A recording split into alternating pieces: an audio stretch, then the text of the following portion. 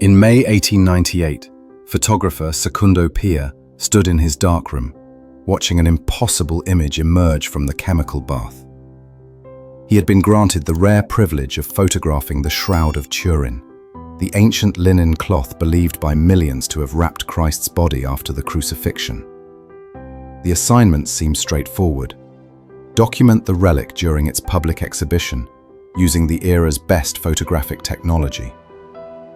But as his glass plate negative developed, Pia found himself staring at something that defied everything he understood about photography and ancient artifacts. The image on the negative, which should have appeared reversed and unclear, was instead startlingly precise.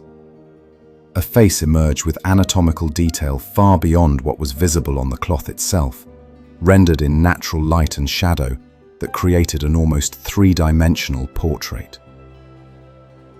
Pia realized with mounting astonishment that the shroud's image was itself a negative. His photograph had converted it back to a positive, revealing details invisible for centuries.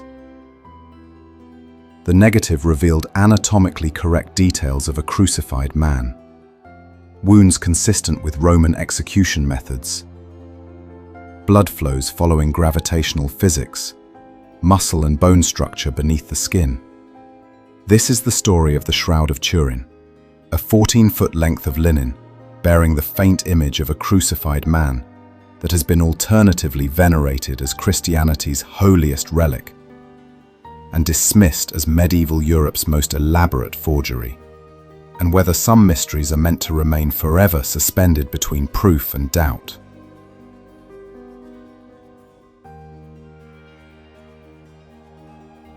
The Shroud of Turin first appeared in documented history around 1350 in the French village of Lirey, emerging into a world obsessed with sacred relics.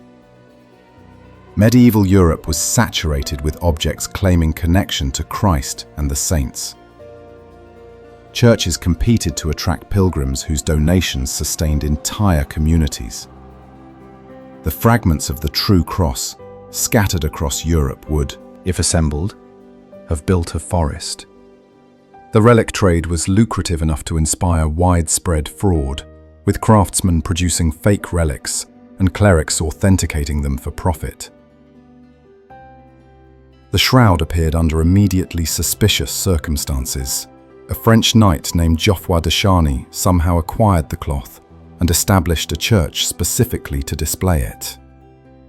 The local bishop, Henri de Poitiers, investigated and concluded it was a painted forgery created to deceive the faithful. His successor, Bishop Pierre d'Arcy, wrote to the Pope in 1389, complaining that the shroud was being fraudulently displayed when it was actually a clever painting, claiming the artist had confessed to the fraud. This memorandum, preserved in Paris, represents the earliest detailed written account and is notably skeptical. Yet despite these accusations, the shroud persisted and grew in prominence. The de Charny family transferred it to the House of Savoy, who moved it to Turin in 1578, where it has remained. The Catholic Church never formally authenticated it, maintaining instead a careful ambiguity that allowed veneration without requiring belief in its authenticity. This position recognized both the devotional power the shroud held for believers and the legitimate doubts that evidence raised. Jewish burial customs in 1st century Palestine involved washing the body, anointing it with spices, and wrapping it in linen strips with a separate face cloth. The shroud, a single large sheet measuring 4.4 meters long and 1.1 meters wide, does not perfectly match the multiple strips described in some gospel passages, though defenders argue the accounts are vague enough to accommodate various methods. The herringbone weave was known in both medieval Europe and the ancient Near East, making it neither proof of authenticity nor evidence of forgery.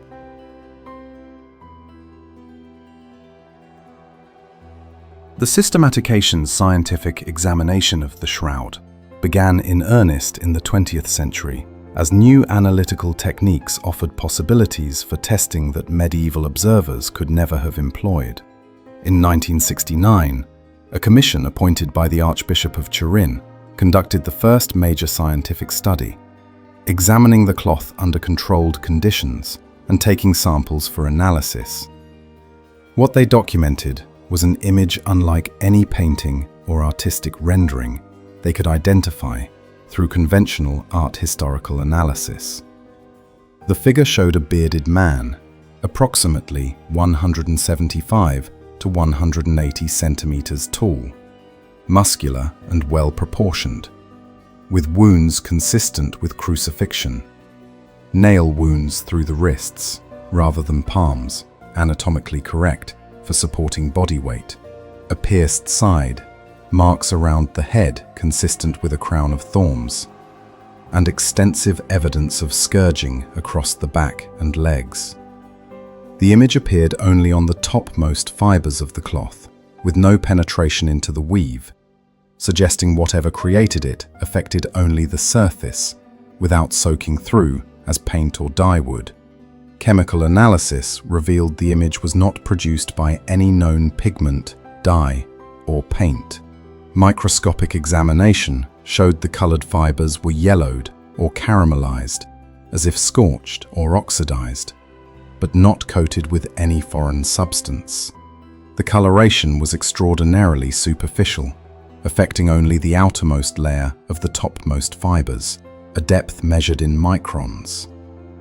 When researchers tried to replicate this effect using medieval techniques, they found that every method they attempted, whether painting, printing, or rubbing, produced coloration that penetrated deeper into the fabric than what appeared on the shroud.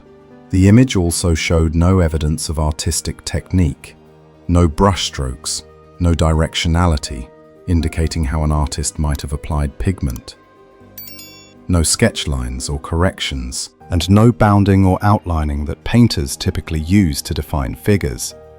More remarkably, the image contained three-dimensional information encoded in the intensity of the coloration.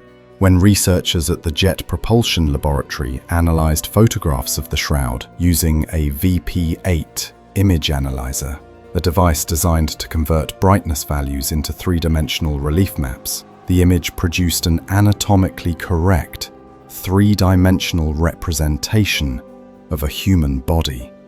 This property is not present in normal photographs or paintings, which produce distorted results when subjected to such analysis.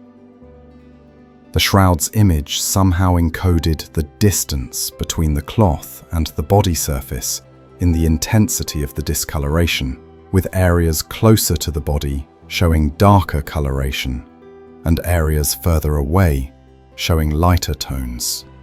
This suggested the image was formed by some process related to the physical proximity of cloth to body, rather than by artistic rendering. The bloodstains on the shroud told their own story. Forensic analysis identified the stains as containing genuine human blood, type AB, with tests detecting hemoglobin and other blood proteins. The blood flows followed gravitational physics precisely. Streams running down the arms from the wrist wounds followed trajectories consistent with a body hanging vertically, then showed changes in direction consistent with the body being laid horizontal. The blood at the side wound flowed in directions indicating the body was upright when pierced and horizontal when bleeding continued post-mortem.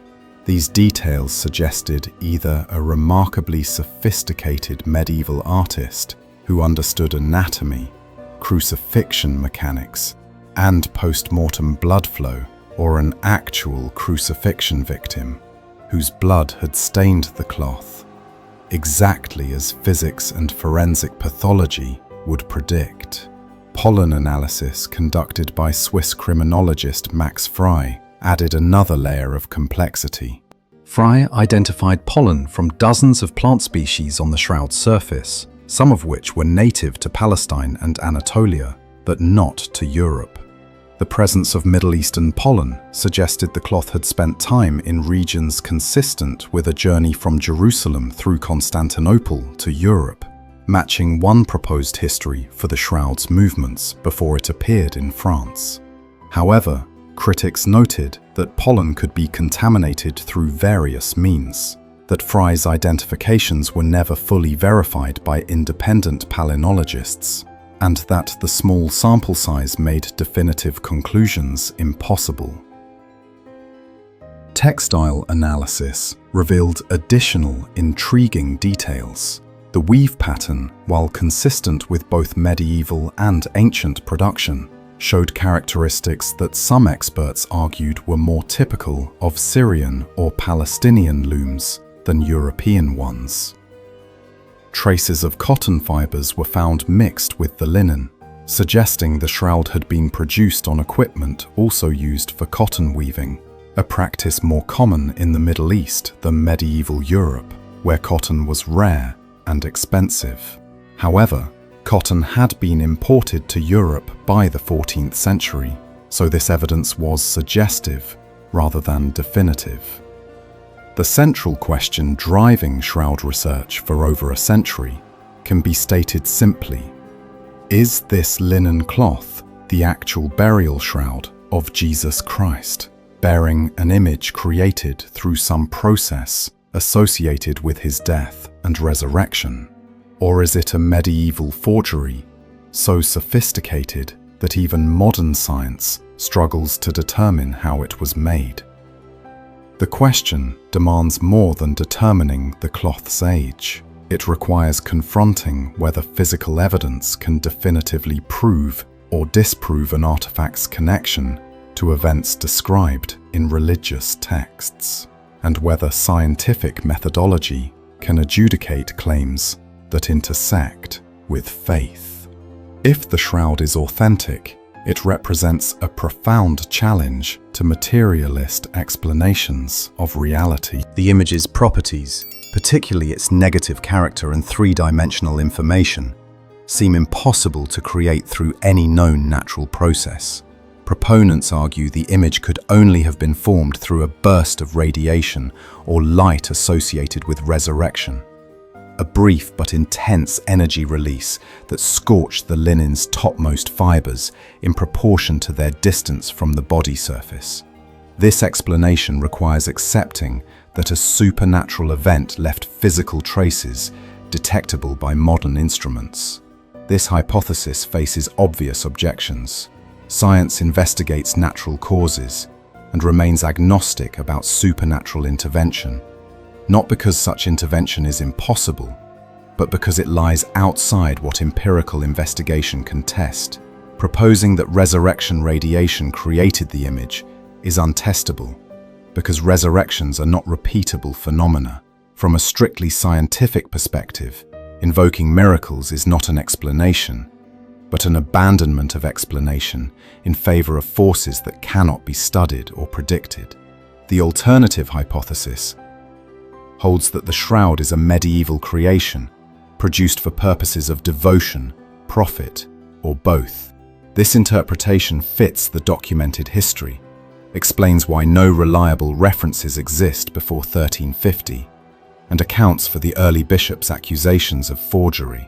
The challenge is explaining how a medieval forger achieved effects that seem to require knowledge far beyond what the period possessed, creating a photographic negative centuries before photography, encoding three-dimensional information, producing anatomically precise details, and generating an image through fiber oxidation rather than applied pigment. Some researchers proposed that medieval artists might have possessed more sophisticated understanding of optics than conventional history acknowledges. Could a forger have used a camera obscura to project a body's image onto cloth, where some photochemical process fixed it? Experimental attempts produced intriguing results, but never perfectly matched all the shroud's characteristics, and the hypothesis required assuming medieval forgers possessed knowledge centuries ahead of documented scientific development. Another proposed mechanism involved contact or near-contact transfer, where the cloth recorded the body's presence through chemical processes. Experiments showed that certain combinations of aloes and myrrh could produce images on linen through reactions with body vapors. Some experimental images showed properties similar to the shroud, though none replicated all features perfectly. The question became inseparable from deeper issues about evidence, proof, and the relationship between scientific investigation and religious belief. For believers, the shroud confirmed faith and offered tangible evidence that the resurrection occurred. For skeptics, the lack of pre-14th century documentation made forgery far more probable, despite uncertainties about how it was accomplished. Both groups could point to supporting evidence, while dismissing contrary evidence as contamination or flawed methodology. What made the debate intractable was that neither hypothesis could be definitively proven or disproven. Proving forgery would require identifying the specific technique and replicating it, something decades of experimental archaeology had failed to achieve. The debate over the shroud's authenticity crystallized into sharply opposed camps when radiocarbon dating entered the discussion in the 1980s, promising to provide objective scientific evidence that could finally settle questions about the cloth's age. Carbon-14 dating measures the decay of radioactive carbon isotopes in organic materials, providing dates with statistical precision that had revolutionized archaeology since the technique's development in the 1940s. If the shroud was genuinely 1st century, radiocarbon dating should confirm this. If it was medieval, the test would expose the forgery definitively. In 1988, the Vatican authorized removal of small samples from the shroud's edge to be tested independently at 3 laboratories: the University of Arizona, Oxford University, and the Swiss Federal Institute of Technology in Zurich. The results, published in the journal Nature in 1989, seemed to settle the question conclusively. All 3 laboratories, working independently on samples they received blind, without knowing which was the shroud, returned dates clustering around 1260 to 1390 AD, with 95% confidence. Precisely the period when the shroud first appeared in documented history. The radiocarbon results should have ended the debate. Carbon-14 dating was established science, peer-reviewed, and published in one of the world's most prestigious journals, conducted by 3 independent laboratories that reached consistent conclusions. The shroud was medieval, almost certainly created in the late 13th or 14th century, and claims of 1st century origin were definitively refuted. Mainstream science and most historians accepted these findings as conclusive, and the Catholic Church acknowledged them, while maintaining that the shroud remained valuable as a devotional object, regardless of its actual age. For skeptics, the radiocarbon dates confirmed what documentary evidence and common sense had always suggested. The shroud was a medieval relic that, however impressively made, was not 2,000 years old and could not be Christ's burial cloth.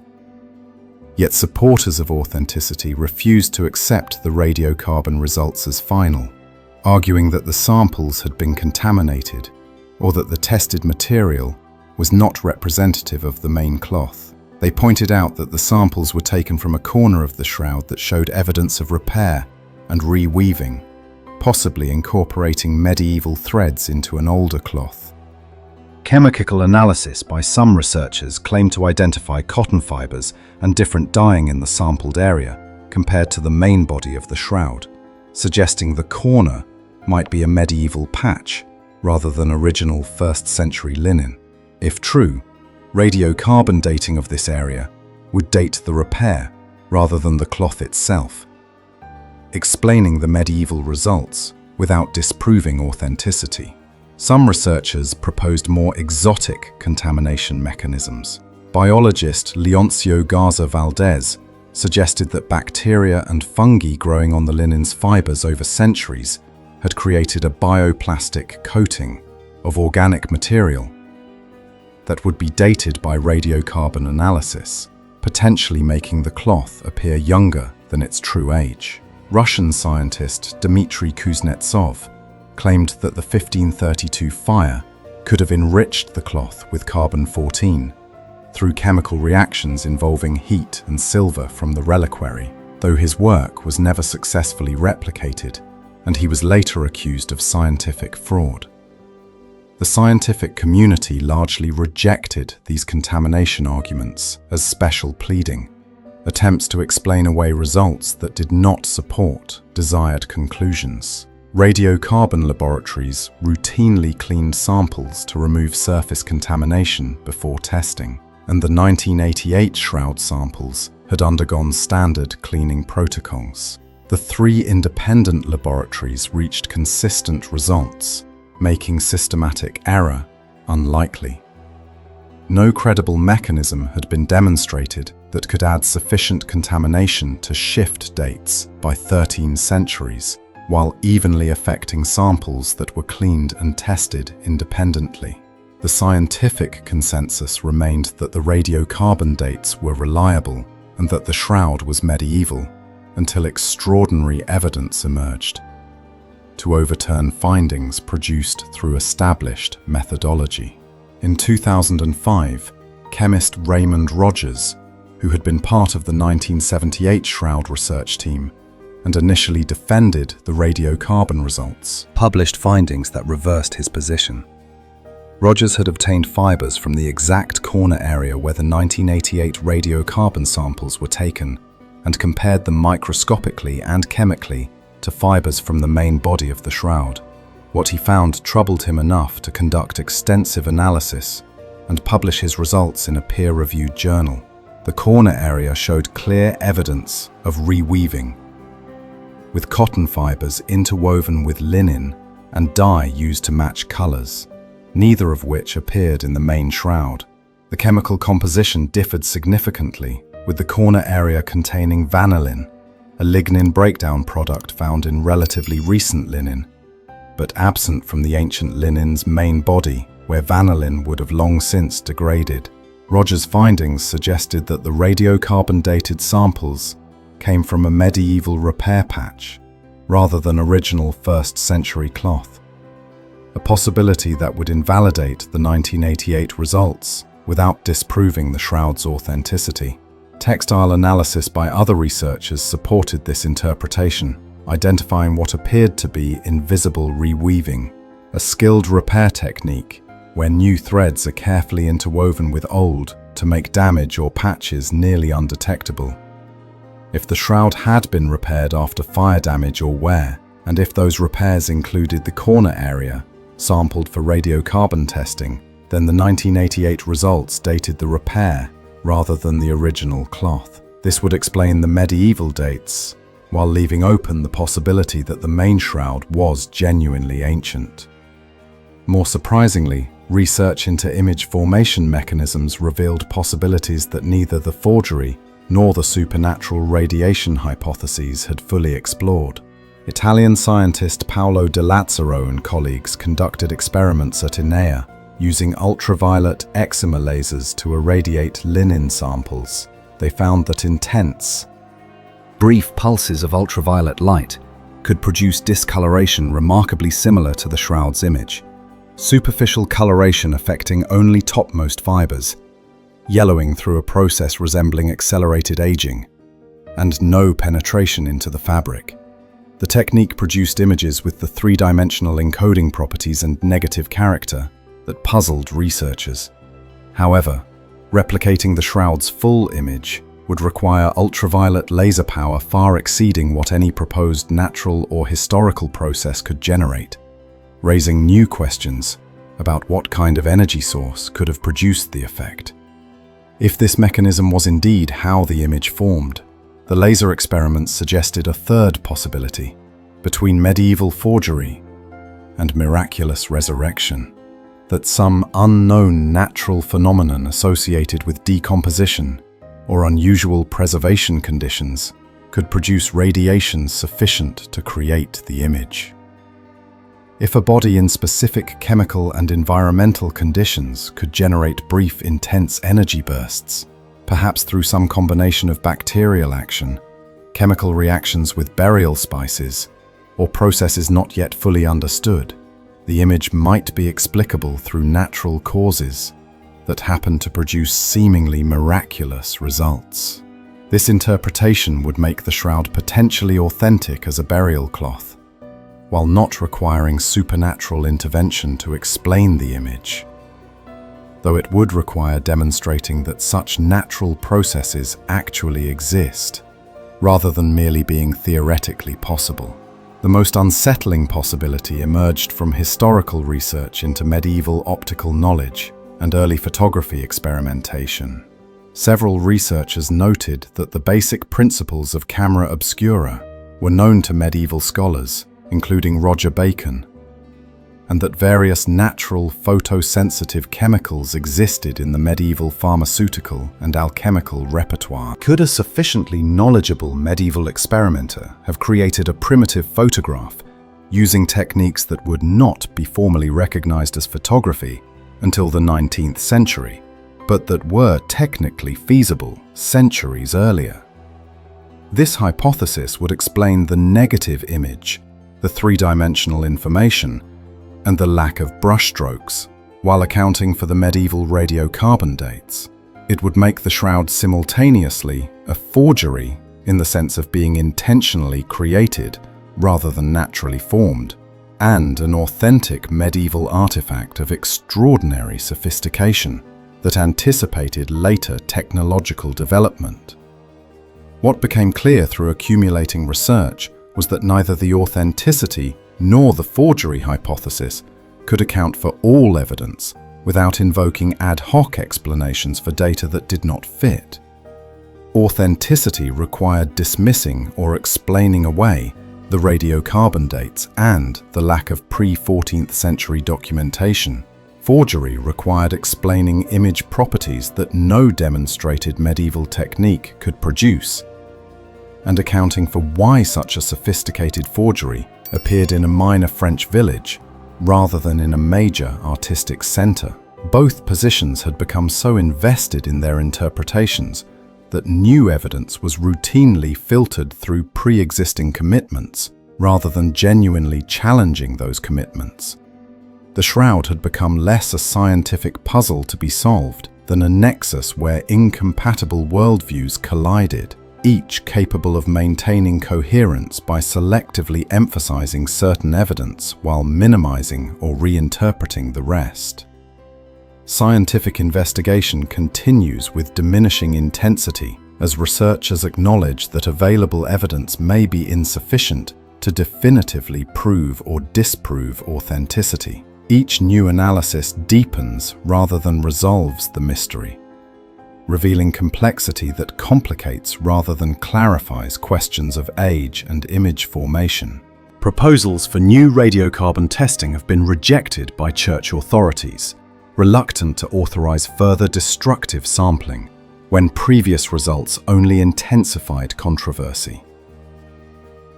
The shroud exists in permanent inconclusiveness, studied but not solved, venerated but not authenticated. What the shroud reveals most clearly is the difficulty of adjudicating claims that cross the boundary between scientific investigation and religious belief. For those committed to naturalistic explanations, the medieval radiocarbon dates, combined with historical evidence, make forgery overwhelmingly more probable, regardless of uncertainties about image formation. Unexplained properties simply indicate that human knowledge remains incomplete. If the shroud is authentic, it represents one of history's most remarkable survivals, a burial cloth that preserved an image through processes modern science cannot explain, connecting contemporary believers directly to the central event of Christian faith. If it is a forgery, it represents one of history's most sophisticated frauds, a medieval creation so cleverly made that even 21st century technology struggles to determine how it was accomplished. Either interpretation speaks to human capability and human need for connection to the sacred. And what about you? Share your thoughts in the comments below. The shroud has provoked debate for generations. Now it's your turn to weigh in.